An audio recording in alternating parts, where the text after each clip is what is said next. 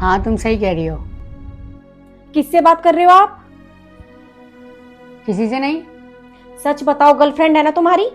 हाँ है गर्लफ्रेंड मेरी। अगर तुम्हें इतनी दिक्कत है ना तो तुम चले जाओ यहाँ से। हाँ तो ठीक है ना, फिर उसी से शादी कर लो और मुझे तलाक दे दो। तुम्ही ने कहा था ना। और सुनो, तुम्हारी ये फालतू की बकवास सुनने के लिए ना मेरे पास टाइम नहीं है, और अगर जो आपको फालतू की बकवास सुनानी है ना तो दूसरी बीवी ढूंढ लो। यही बात है ना। ठीक है फिर यही सही। तुमने ही तो बोला था दूसरी बीबी ढूंढने को। ढूंढ ली मैंने। तुमसे मैंने मांगा ही क्या था? थोड़ी सी इज्जत और प्यार। आई एम सॉरी, मुझे माफ कर दो। मुझे समझ में आ गया है कि मुझसे बहुत बड़ी गलती हुई है, मैंने आपको टाइम नहीं दिया, मुझे टाइम देना चाहिए, लेकिन अब क्या फायदा। सुनो, मेरी कोई बीवी वीवी नहीं है। मैं तो अपनी बहन से बात कर रहा था।